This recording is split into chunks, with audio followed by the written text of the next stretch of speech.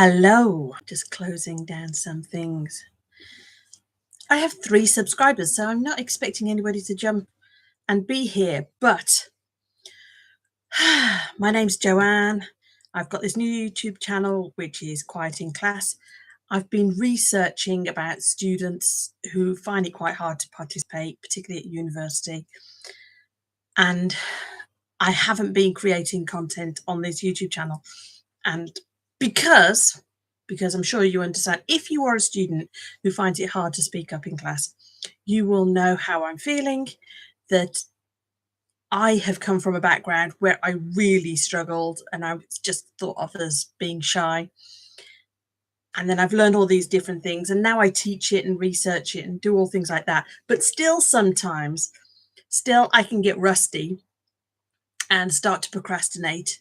And especially when I start to think that this is really important, then I may avoid doing things like this. So I thought, go live. And you would think that going live is more scary, but actually I find it easier to go live because I'm not expecting the same standards of perfection in the video. And I thought, I'm going to go live, I'm going to create some content for the channel. And if people find my other videos or hear about my research, then at least they can get a feel that I've created something and shared something. I've attempted to put what's going on inside of me out into the world. So anyway, I was particularly curious at the moment about anybody who's come back home from their first term at university. It's fine if you're later on at university, or even if you're in the workspace. But to say, those newbies, the newbies at university, I was particularly interested in asking how you are and saying that I'm thinking of you. And some of you, yeah, you're going to be loving it. I don't think those people will be hanging around long enough to listen to me with this and talking about struggling to participate at university, in particular about speaking up. I think they're gone by now, so it's just us. What do I think? Hi. You may find that university was not quite as you thought it was going to be, and that the rules are different. And sometimes it can look like you're looking around the rest of the students and everybody else, and it's like they know the rules already. They know what to expect from all the different situations. It's just like, you talk about a fish out of water, isn't it? That's what they say. So I really wanted to say to you, yes, the rules are different. Yes, there are different expectations at university. You're not going crazy. It is different. It's different from school, especially if you've gone straight from school to university. It can feel like a huge jump. It's amazing. In the research that I've done, when I reach out to the universities and I ask what support and help they offer for speaking and participating in different things like that, the feeling is that you are adults and you know how to speak and you can advocate for yourselves, and that is the expectation. And when I do different questions with Claude, with the AI, that is the first response that Claude gives me to. They are adults, everybody can speak, there's no problem. And then if I dig deeper, if I push back on AI, and this is one of the things I've noticed a lot, is that if you push back and say, no, go find something else, then it bounces back with an answer that says, yes, of course it's different from school. At school, you may be that it's very much the academic rather than you being more in a creative mode of coming up with new ideas. And then there will always be that person in charge, and you're not, and there's very clear permission system at school where the teacher says, now you can speak, and now you can speak, and now you can speak. And at university, it's a lot more kind of chaotic than that. They don't quite have the same rules, or they're unspoken. And I wanted to come on and talk about that.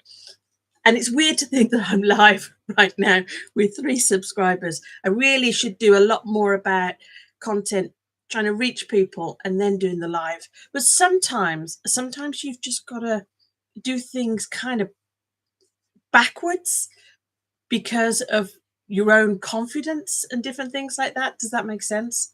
So anyway, I was thinking of you guys coming home, and coming back home is a time for you to stop. It's probably just been busy with university, but coming back home is a time where you're thinking a lot.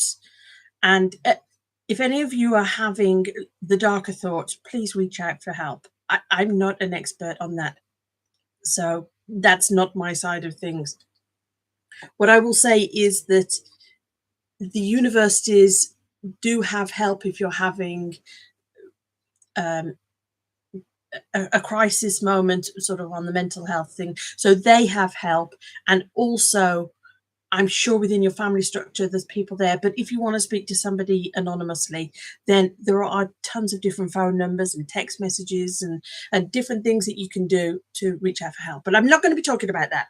This is more, I think there's a tendency to say, if you need some help in a particular area, particularly with speaking, universities do have public speaking, and then they do have the medical route of see your doctor and do different things like that. But I never fit into either of those. The idea of asking for help with participating and speaking up and expressing myself, if they'd have said to me, go do a public speaking course, I would have, sincerely, I'd have thought, why didn't I keep my mouth shut? Like, who, if you're struggling to speak up or to do something, it's like the last thing you want to do is a public speaking course.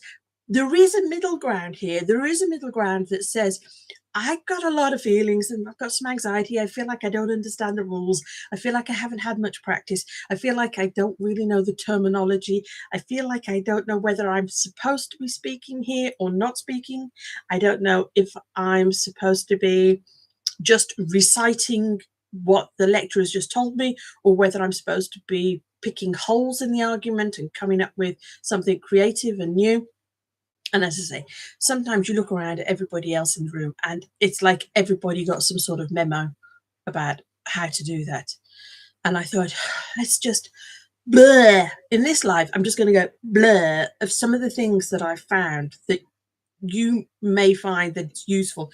If you, by some strange YouTube God type of thing, find this live video later and you've come home from this first term at university and you're just thinking, I'm not sure I belong there. I'm not sure this is right. This is harder. This is much harder than I thought it was going to be. It's like, hi, you're not alone. One, like I said before, if you really need, if you need help, please reach out to somebody and get help. And then the second thing is, you're not alone. This is actually really normal. People are going to sort of make out that there's not much difference between school and university. There is. And if you ask like ChatGPT or AI and you stand your ground and push back, it will come up with a huge list of all the things that are different in terms of the expectations. And one of the things I was going to say to you is, I've been doing some research. I don't work for a university. I'm outside of that. And one of the some of the research that I was doing, I did a freedom of information request where I wrote to all the UK universities and I asked them what they do to help. And they said doctors or public speaking. And I said, well, how do you know who needs help? And they said, they have to ask for help. And I've heard this lots of times, and the first few times I heard this, I thought people were joking, and I just laughed. I was like, so the people that find it hard to speak up, they've got to speak up to ask for help. So anyway, what I'm trying to do with the YouTube channel and the next lot of research that I'm doing is have it be that there's a written 3-question survey, and you can just, instead of having to speak up and ask for help, you can say, question 1 is, have you been holding back on saying something that you wanted to say? You can just say yes or no. And it's in writing, it's an anonymous survey. And then what was the reason for that? And instead of you having to come up with what the reason was, I give you 7 reasons or something like that, and another box if you want to write something else. But then once you've got that terminology, That's what you put into the AI or into Google. Don't put asking for help with speaking. I'm so sorry. Participation, if you say help with participation, you will get more answers. But if you put speaking, you're just going to get public speaking. It's a nightmare. I've been working on this for a while. And then the third question is, do you feel that this is negatively impacting you? The fact that you're not able to express that inner world as well as you would like to. I think this is the thing, is that what I felt was a lot of the times when I'm speaking is that there's a huge gap in between the richness of my inner world and the experience that I have and the knowledge that I have and what I'm able to communicate.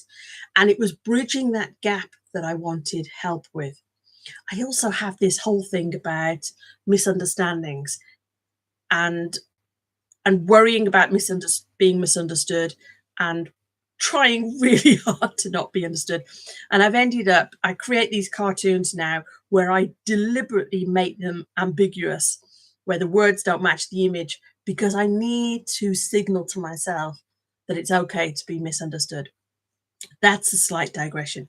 From the research, what I wanted to mention to you was that there's a topic called hidden curriculum. Hidden curriculum. And if you search for that, you will realize that there are universities, not many, but there are universities that acknowledge that there's a lot of hidden things about going to university. It's just like your tutor says you can come and see, but what do they mean you could come and see? Come and see during office hours, come and see at any time. I can talk to them about anything uni related or anything life related.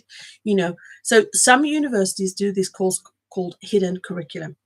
And even if your university doesn't do that, one of the things I wanted to point out was just search what are the elements of hidden curriculum.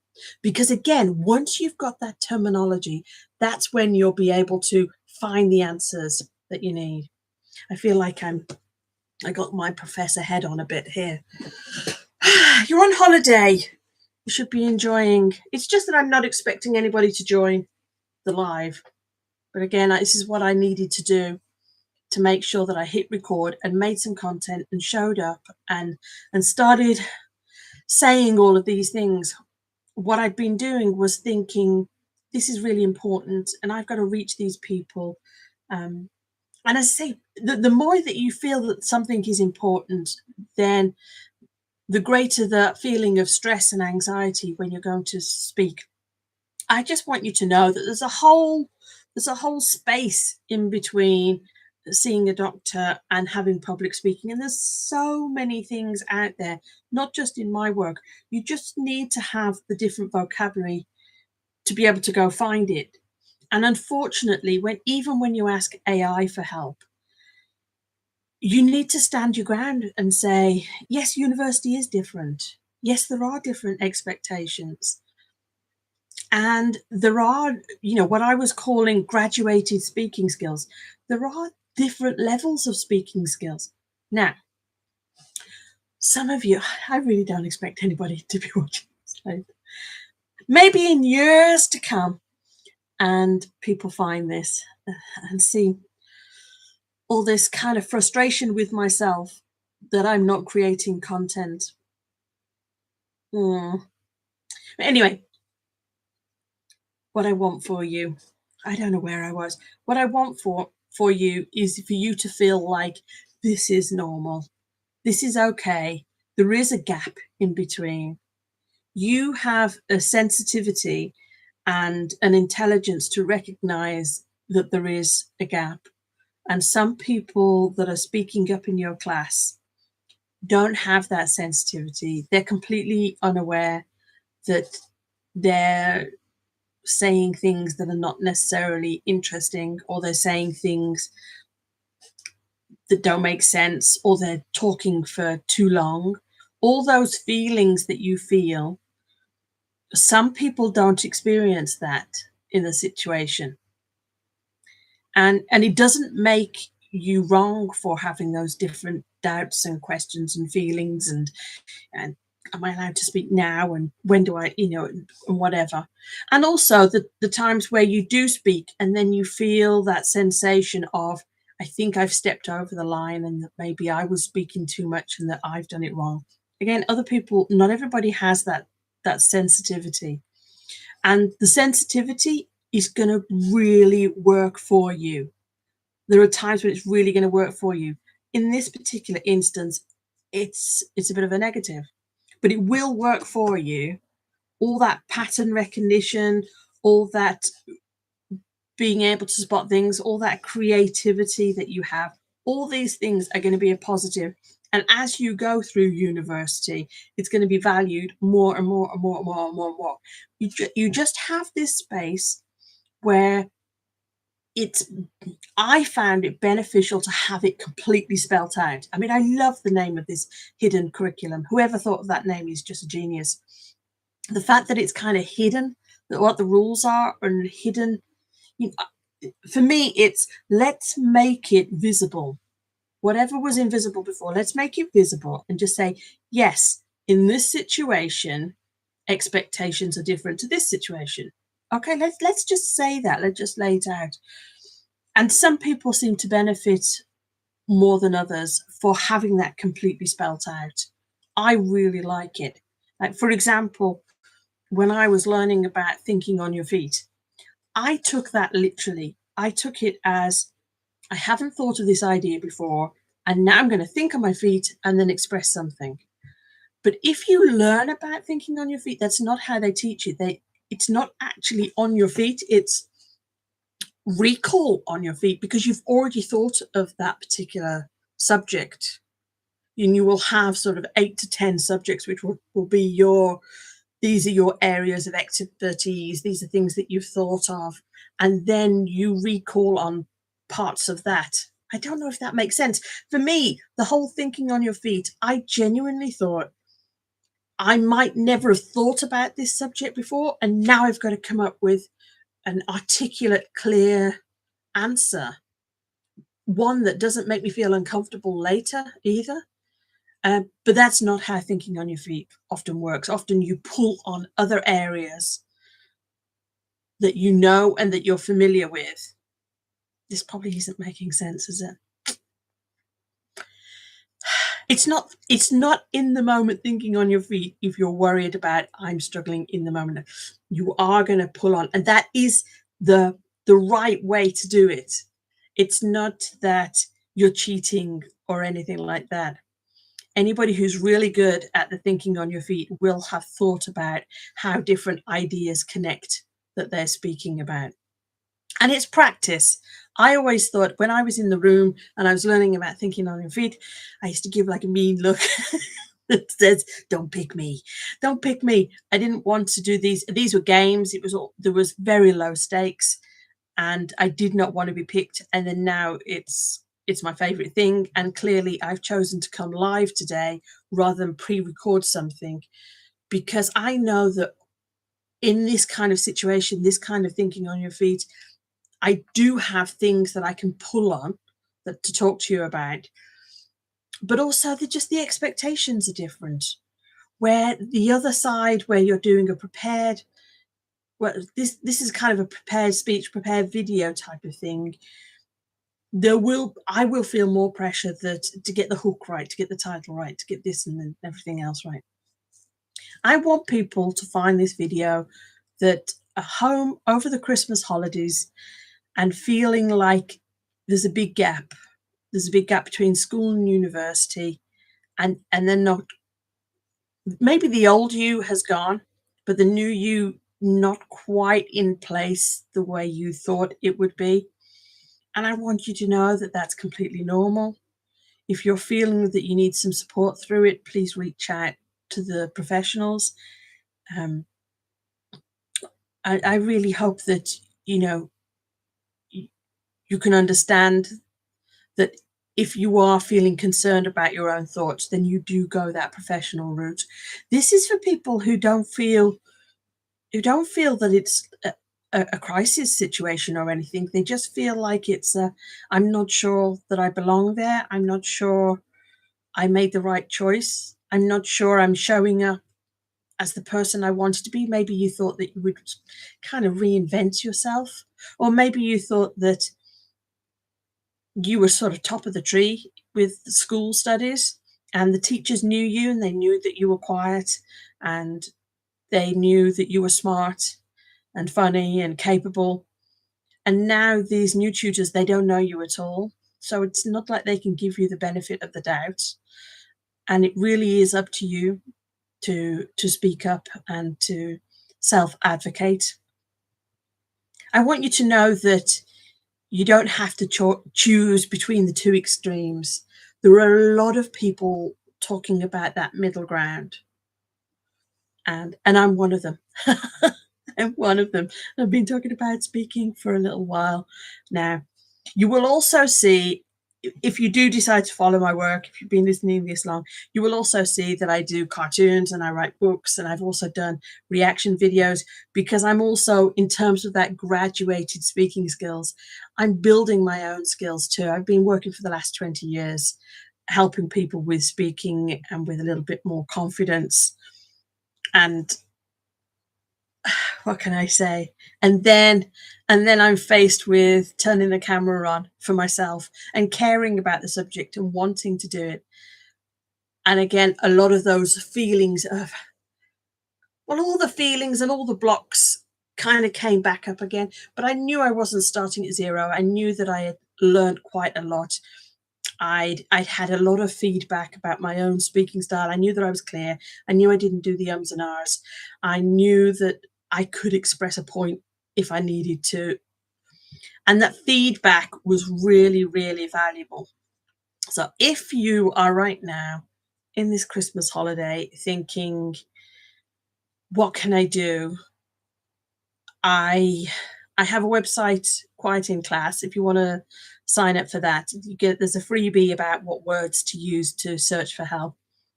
I can tell you now, it's participation. Don't use the word speaking, use the word participation. You're going to find a lot more help as soon as you do that. I would also chat to your family. They would like to know that you're having trouble. The fact that you're comfortable and relaxed at home and talking to them means that it is possible.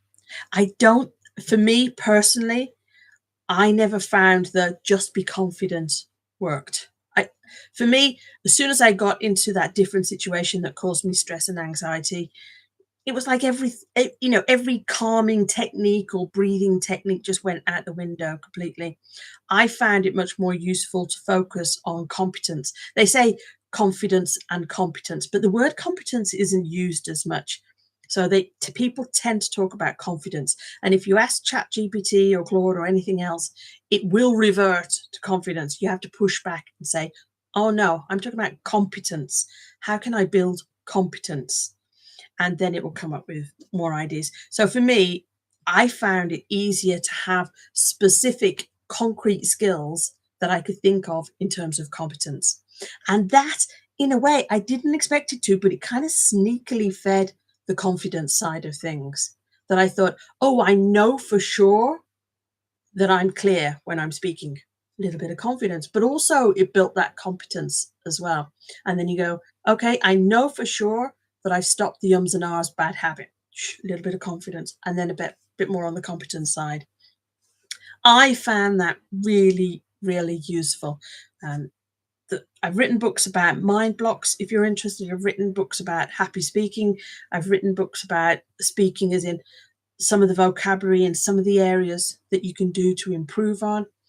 I'm also really interested right now in the bubble that you're in and how you interpret what everybody else is doing versus how you fit into that hierarchy. And I do these cartoons, like I say, because I need to become more comfortable with misunderstandings. And it just tickled me. It just tickled me. So that's on Instagram as Joanne Whitlock UK. If anybody has found this, please write a comment. Write a comment to me. I will be making more content on this YouTube channel. I have the other channel, which is Joanne Whitlock, which is my own name. And you will see I did daily videos for a year and a half. just turn the camera on, start again, turn the camera on, and there's 1-minute videos. So if you're looking for somebody that has some sort of resonance and connection to the idea of finding this hard and to struggling, then I hope you feel comfortable in my company, and please put any questions that you have. And I'm going to sign off now. Take care. Bye.